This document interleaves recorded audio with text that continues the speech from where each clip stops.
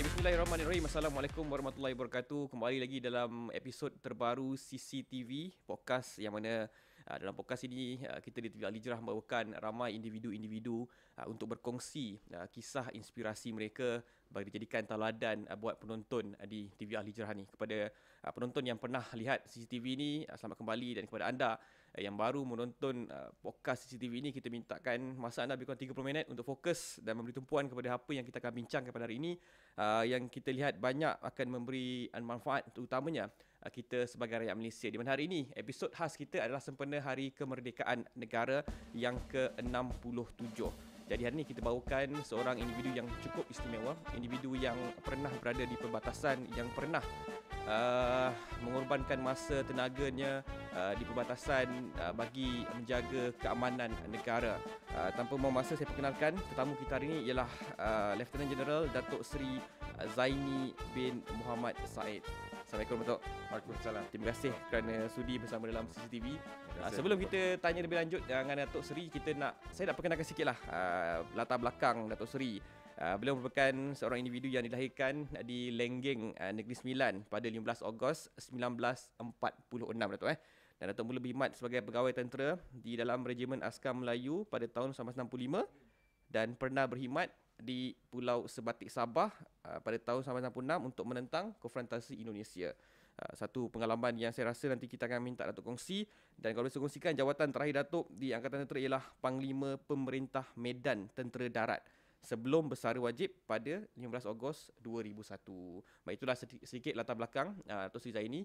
Kita nak tanya Datuk Seri dulu, sebelum kita berbual panjang. Kalau kita lihat ya, sempena Hari Merdeka ni, kita lihat Datuk lahir pada tahun 1947. Jadi 1946, 15 Ogos 1946. Yeah. Jadi Datuk ada zaman kanak-kanak ketika era penjajahan. Jadi mungkin Datuk boleh kongsikan secara sedikit pengalaman Datuk waktu Datuk kecil, sebelum Datuk mula melangkah menyertai Angkatan Tentera Malaysia. Datuk. Okay, terima kasih. Ya, saya berumur 11 tahun masa diambang kemerdekaan lah. Saya ingat masa tu. Ayah saya sebenarnya seorang anggota polis. Jadi kami diam di Pulapol sekarang, tapi dulu dipanggil Polis Depo. Okey. Jadi budak kecil tu. Jadi itu zaman di mana Inggeris atau orang putih masih lagi menjajah kita lah, yang lebih berkuasa lah. Kalau nak tanya bagaimana keadaan masa itu, pertamanya itu masih dalam zaman orang kata kita menghadapi darurat akibat angkara penganas komunis, itu satu. Kedua, kita adalah zaman di mana pada kebanyakannya rakyat kita ada hidup susah, satu. Dan keduanya, kita ni memandang kepada orang putih sebagai orang yang besar sangat. Yang kita tahu dia penjajah, tetapi kita ingat dialah yang paling hebat sekali. Dan tak ada boleh kita ada kemampuan untuk menandingi mereka. Dan kita begitu ramai juga yang begitu subservient, macam tunduk lah. Memang kita ni rakyat hormat. Bawah. Macam hormatlah kepada ya, orang. memang kita ni tak sampai ke tahap mereka. Wahal mereka sebenarnya orang biasa juga. Betul. Tapi kita yang... Jadi itulah keadaan ni pada masa tu, keadaannya agak susah sikit. Okay. Dan dalam keadaan di mana kita memandang tinggilah kepada orang yang menjajah kita. Okay. Kalau Datuk boleh ingat, ialah ramai orang selalu katakan zaman dulu ni susah, Datuk. Kalau Datuk boleh gambarkan macam mana kesusahan waktu tu, Datuk, kalau Datuk boleh kongsikanlah kepada kita. Tak kira apa kerja pun, lebih-lebih lagi kalau orang yang mereka berkhidmat sebagai tentera, polis atau orang kerja biasa, hidup setakat cukup makan saja. Itu saya tak ada yang orang kata dalam pekerjaan kerajaan atau seperti polis dan tentera tu hidup yang boleh kita rasa senang sikit lah. Tak ada, memang hidup untuk cukup makan saja. Kedua, susahnya ialah kena banyak yang tidak ada pada masa tu untuk kita. Kalau saya masuk sekolah Inggeris, Batu Road, dekat dengan sini. Batu Road School yang dekat sini. Dia kena ada school fees, yuran sekolah. RM2.50 aja satu bulan. Tetapi pada masa tu RM2.50 berat. Besar dan susah untuk orang yang bergaji cukup makan aja. Itu yang kedua, kita ni duduk, orang kata kita berhijrah daripada kampung sampai kemari. Jadi kalau di kampung tu, kalau makan dan dapat makanan tambahan tu boleh kita dapat daripada persekitaran lah. Kalau di Kuala Lumpur, duduk di Kuala Lumpur, di Pekan, tak dapat kita. Jadi kita paksa bergantung kepada apa yang ada. Yang ada tu sedikit. Okey. Itulah susahnya. Datuk, transisi Datuk daripada zaman penjajah kepada selepas merdeka 1957. Memang rasa perbezaan time tu Datuk. Waktu kanak-kanak Datuk. Mula-mulanya selepas merdeka tu, semangat tu memang beza lah. Okey. Kita merasa kita berkuasa, kita yang menentukan jalanan hidup kita, kita boleh buat keputusan kita sendiri. Tapi dari segi kualiti hidup tu, quality of life tu, dia makan masa juga. Lama untuk sebenarnya Kuala Lumpur sebagai contoh lah, untuk berubah daripada hingga ke sekarang yang sungguh hebat lah. Tapi dia makan masa yang lama. Dan kedua, perubahan tu datang daripada orang-orang anak-anak merdeka ni yang berusaha, yang sedar, berusaha terus menimba ilmu, menjadikan orang, mengembangkan orang kata kekayaan yang ada pada negara dan seterusnya menyumbang balik pada negara untuk membina negara. Jadi dia memakan masa. Jadi kalau kata ada perubahan secara drastiknya, tidak. Selain bersemangat, tapi perubahan yang gradual, yang berterusan memang mula dilihat selepas merdeka. Itulah sikit perkongsian Datuk Seri yang pernah merasai lah zaman di bawah penjajah sebelum menyertai Angkatan Tentera Malaysia pada tahun bila Datuk? 65. 1965. Jadi kita nak tahu pengalaman Datuk Seri dalam Angkatan Tentera Malaysia, seorang individu yang punya pengalaman yang cukup luas dalam bidang pertahanan negara. Kita nak berehat dulu. Selepas ini kita akan terus memberi tumpuan kepada pengalaman Datuk Seri dalam pasukan tentera Malaysia. Kita berehat seketika.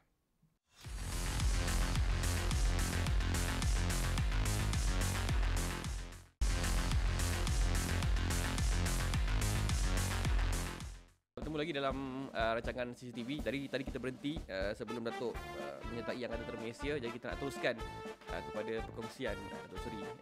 Boleh Datuk kongsikan apa yang bawa Datuk sebagai seorang anak muda pada ketika itu untuk menyertai pasukan pertahanan negara, Datuk? Sebenarnya masa saya kecil, saya didedahkan kepada keadaan negara yang diancam dan dalam huru-hara kerana ancaman komunis. Ini daripada filem-filem daripada kerajaan masa tu lah, atau pemerintah masa tu menunjukkan itu berlaku. Jadi timbul ada perasaan marah jugalah terhadap siapa, iaitu pengadas komunis yang mengancam negara. Jadi kita mula dah ada bibit-bibit untuk saya patut menyumbang. Kedua, apabila konfrontasi timbul dan kita berhadapan dengan konfrontasi, apabila Sukarno masa itu mengancam negara, dan dia mendaratkan pasukan atau anggota dia di Labis, di Pontian dan menyusupkan orang-orang, mula timbul rasa marah. Dan bila diserang lebih-lebih lagi apabila mereka menyerang beberapa kedudukan di Sarawak dan masa itu. Dan pada itu saya sudah mula tingkatan 5 tahun 63, dan masa itulah saya ada dah mula rasa azam untuk masuk tentera, untuk berkhidmat untuk negara. Kau boleh Datuk kongsikan antara momen-momen yang Datuk paling tak boleh lupakan lah sepanjang berkhidmat dalam pasukan tentera, terutama dalam misi-misi Datuk lah, yang paling bagi Datuk paling bermakna, yang sampai hari Datuk ingat. Momen apa tu? Saya rasa dia Pulau Sebatik yang saya mula orang kata didedahkan kepada apa dia orang kata konflik lah. Itu bila masuk konfrontasi ini adalah sebagai pada saya katakan keadaan perang yang semi konvensional lah. Di mana kita berkedudukan tetap dalam kubu-kubu dan sebagainya, dan kita berhadapan dengan musuh pula di seberang sepadan belah sana. Dan di sinilah kita mengancam antara satu sama lain dengan tembakan, meriam dan mortar dan sebagainya lah. Dan kita tahu juga dia menyusup, mungkin nak meninjau keadaan kita, dan timbul keadaan di mana flare kita atau jerangkap sama kita menyala. Jadi pada saya pertama kali yang peristiwa yang saya suka lupakan adalah dibedil oleh meriam daripada pihak sana, yang jatuh betul-betul. Banyak kena bedilan tapi tak pernah kena direct. Kedudukan di Sungai Melayu. Masa tu ada satu tempat di Pulau Sebatik namanya Sungai Melayu. Jadi kedudukan tu dibedil satu malam, dan dia betul-betul di atas. Berteraburlah kita mencari perlindungan. Yang kita rasa marah tu, bukan marah, rasa agak heran tu, masa tu sudah time kita pemimpin negara dan politik kita cuba nak mulakan berbaik dengan dengan pihak Indonesia. Okey. Jadi itu yang saya susah lupakan. Selain daripada operasi-operasi yang saya punya tak sangka sebagai pegawai muda, melakukan operasi apa dipanggil cross border operation lah, masuk mana seberang masuk kawasan musuh. Itu pun saya sukar lupakan sebab kami orang-orang anak-anak pegawai muda. Okey. Dan orang yang dipimpin muda, tak cukup pengalaman lagi, tapi kita melakukan misi sampai ke seberang sepadan. Kita lakukan apa yang patut dilakukan di sana. Kena berdil juga. Jadi itulah pengalaman yang mula-mula yang susah saya lupakan. Sukar saya lupakan hingga ke hari ini. Datuk Seri, bila Datuk Seri nak pergi ke misi, selalunya bila terpaksa tinggalkan keluarga, apa semua, time tu macam mana perasaan Datuk Seri sebagai seorang anggota lah? Sebelum berkeluarga tu tak ada masalah lah sangat, kan. Tetapi kita ni dibina keliling oleh keluarga, dikelilingi oleh keluarga. Dan pada zaman tu kita rapat dengan ibu bapa, adik-beradik semua. Jadi bila meninggalkan mereka jauh berlama, rasa sedih dan pilu juga pada masa tu. Itu masa bujang. Bila dah berkahwin tu lain pula cerita dia. Jadi kita ada rasa sukar, risau, runsing tentang keadaan mereka apabila ditinggalkan. Yang masalah yang besarnya ialah kita risaukan bukan sebab kita punya keselamatan sangat. Kita risaukan keadaan dia tanpa kita tahu dia berseorang, bersendirian. Ada keluarga, tentera keliling, tapi akhirnya dia bersendirian. Isteri bersendirian, anak-anak bersendirian. Jadi itu kadang-kadang kita perlu belajar untuk mengatasi. Datuk Seri, sepanjang puluhan tahun berkhidmat sebagai anggota tentera, apa antara nilai-nilai yang pasukan tentera ni dapat mengajar Datuk Seri dalam kehidupan Datuk Seri lah? Daripada mula lagi lah, maknanya disiplin diri, disiplin berpasukan, kepatuhan atau obedience, ketaat-setiaan kepada ketua, ikut perintah dan arahan dengan terperinci, dengan sebaik mungkin, dan jangan takut mengaku salah kalau kita dah membetulkan kesalahan sendiri. Kalau kita tersilap jalan, betul kan, balik-balik mengaku dan balik-balik kepada jalan yang betul. Jadi pada saya disiplin diri itu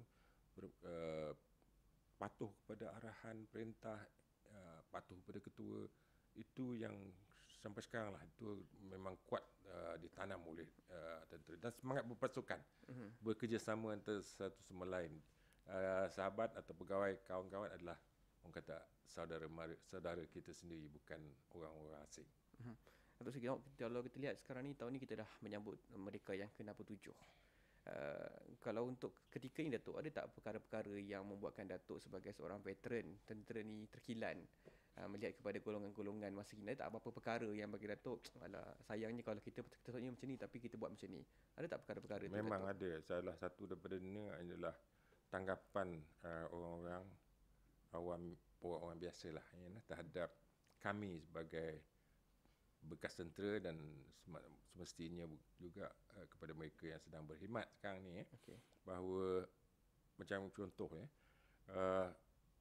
perang melawan insurgensi, pengganas komunis ni makan masa hampir 40 tahun lebih, daripada 48 hingga tahun 89. Itu satu jangka masa peperangan melawan komunis yang panjang 40 tahun lebih. Betul.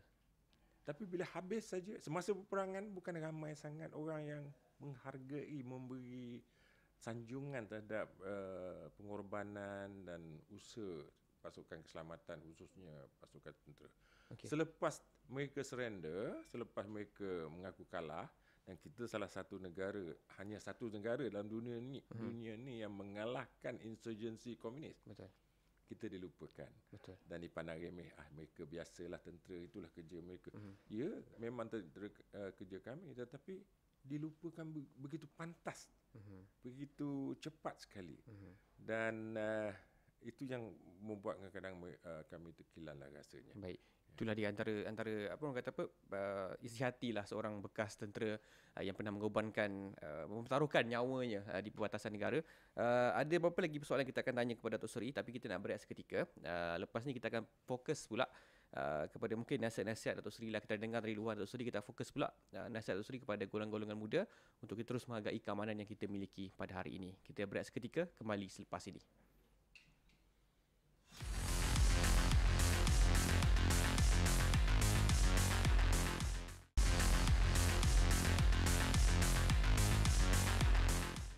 Alhamdulillah bertemu kembali dalam CCTV. Baik, tadi kita dah dengar sikit luahan Datuk Seri berkenaan dengan sedikit lah apa yang beliau tekilan berkenaan dengan pengorbanan anggota tentera yang semakin dilupakan, terutamanya kalangan generasi muda lah, yang pada pendapat beliau perlu lebih diberikan pendedahan untuk menghargai segala pengorbanan yang dilakukan sebelum ni, kerana ialah usaha untuk mendapat kemerdekaan ni bukannya mudah, Datuk. Banyak pengorbanan, banyak orang yang kehilangan nyawa, kehilangan keluarga tersayang. Kita nak juga dengar sedikit nasihat Datuk Seri kepada mereka-mereka yang masih muda. Apa nasihat Datuk kepada golongan-golongan rakyat Malaysia lah, bukan golongan muda lah, seluruh rakyat Malaysia lah. Yang ialah kita tak nak disebabkan keamanan yang dah dimiliki sekarang ni mereka pandang rendah. Satu hari nanti bila kita hilang keamanan yang kita miliki, banyak penyesalan akan timbul. Jadi mungkin sedikit nasihat Datuk Seri kepada rakyat Malaysia sepenuh hari mereka ni. Mungkin dua tiga perkara lah. Yang pertama, saya ingin ingatkan bahawa keselamatan negara ni bukan hanya bergantung kepada pasukan bersenjata atau polis. Betul, saja. setuju. Ia adalah tanggungjawab bersama. Jadi ini mesti disedari dan ditanamkan di dalam hati setiap rakyat Malaysia. Betul. Tak kira muda ke tua, tapi lebih-lebih lagi orang muda. Tanggungjawab kita bersama. Semua orang bertanggungjawab. Saya rasa yang kedua ialah saya ingin kongsikan tentang pengalaman saya dalam tentera, ialah betapa kita mengharap mencapai sesuatu kejayaan. Dalam tentera itu juga penting. Kalau dalam tentera itu, kalau kita bertempur untuk menang, untuk win. Betul. Maknanya kejayaan lah, mencapai kejayaan. Bagaimana nak mencapai kejayaan? Di sini yang pertamanya yang saya diajar dalam tentera adalah untuk kita jelas atau memperjelaskan matlamat kita. Okay. Apa yang kita mahu. Kalau kita tidak jelas tentang matlamat kita, tidak tahu apa yang kita kehendaki, tidak tahu ke mana hala tuju jalan kita atau destinasi kita, tidak mustahil kita akan sampai ke tahap itu, ke destinasi itu. Sebab kita tidak tahu ke mana kita nak pergi, ke mana kita nak sampai atau nak capai. Dalam pelajaran tentera ialah selection and maintenance of the aim. Maknanya kita pilih dan jelaskan matlamat kita. Itu setengah daripada perjuangan seseorang insan atau satu pasukan lagi. Jelas tu setengah daripada battle kita dah menang. Kita dalam kebanyakan orang muda, dia tidak jelas. Kalau ditanya ke mana kau nak pergi, apa kau nak jadi, dia masih lagi tak jelas. Dia, kalau tak jelas, dia tidak tahu sampai ke mana. Ya. Dan ketiga, kalau nak nasihatnya ialah, kalau orang tahu mesti banyak nak beritahu kan. Banyak perkara nak dibuat, mana saya nak tahu. Saya rasa selepas begitu lama dalam tentera, rukun negara kita adalah salah satu rukun yang begitu bagus, begitu baik. Penuh makna tu. Penuh makna dan boleh membawa kita kepada kejayaan. Okay. Bukan hanya setakat, janganlah kita setakat melafazkan saja. Daripada mula ke percaya kepada Tuhan dan Raja dan sebagainya, tetapi kita mesti hayati apa ertinya tu, kita amalkan semua, insya-Allah kita akan berjaya di dalam hidup dan dalam karier kita, dalam apa sekalipun.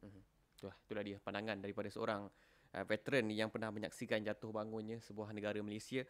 Mungkin terakhir sikit Datuk, soalan kita sepenuh hari kemerdekaan yang ke-67 ni, sedikit ucapan kemerdekaan Datuk kepada rakyat Malaysia, Datuk. Silakan. Secara ringkas, pertamanya kita telah mencapai kejayaan yang agak luar biasa sahaja, dan saya mengucapkan selamat menyambut Hari Kemerdekaan yang ke-67 pada tahun 2024. Syabas Malaysia. Baik, terima kasih Datuk Seri. Terima kasih kerana sudi bersama dengan CCTV. Mungkin sebelum kita nak tutup lah, kita nak mungkin kalau Datuk Seri boleh kongsikan sikit lah, kita nak dengar pengalaman Datuk yang paling manis dalam tentera apa Datuk? Kau yang dah tak boleh lupakan sampai sekarang, sampai Datuk dapat pencen ni, ketika latihan ke atau? Saya rasa yang paling manis adalah apabila satu situasi yang buruk dan memang merumitkan dan begitu menyulitkan saya lah, itu kes Al-Maunah tu, kes ancaman Al-Maunah tu. Okay. Yang semua orang kata habislah tentera, inilah tentera buruk. Jadi kita boleh selesaikan, akhirnya dia menjadi satu tanda atau nokta kejayaan pula bagi diri dan ketenteraan, di mana, dan ini membuktikan jangan kita mudah patah hati atau apa ni, mudah kita mengalah. Kita sentiasa bersikap positif, kita tetapkan matlamat kita laku apa yang betul dan diperlukan, dan ikhlaskan hati, yakinkan diri, kita kena boleh menterbalikkan satu keburukan kepada menjadi satu kejayaan yang hebat. Dan saya itu yang pengalaman saya yang paling manis lah. Baik, itu dia. Perkongsian Datuk Seri ni bukan saja boleh gunakan untuk kerja-kerja mempertahankan negara, tapi juga dalam urusan harian kita. Apa saja cabaran yang kita hadapi dalam kehidupan kita, ada saja penyelesaian yang kita boleh cari, ada saja semangat yang kita boleh bangkitkan melalui diri sendiri, dan sebarang usaha pastinya akan membuahkan hasil, Datuk Seri. InsyaAllah. Baik, saya kira setakat itu dulu CCTV pada minggu ini. Terima kasih kerana bersama dengan kami sepanjang 30 minit ini. Di kesempatan ini saya ingin mengucapkan selamat Hari Kemerdekaan yang ke-67 buat Malaysia. Marilah kita sama-sama menghargai keamanan yang kita kecapi pada ketika ini. Janganlah kita saling bergaduh antara satu sama lain. Teruskan kita bersatu padu. Tak kira lah Melayu, Cina dan India, kita semua rakyat Malaysia. Kita semua cintakan negara ini, dan semoga Malaysia terus berjaya di masa hadapan. Sekian daripada saya. Assalamualaikum warahmatullahi wabarakatuh. Jumpa lagi.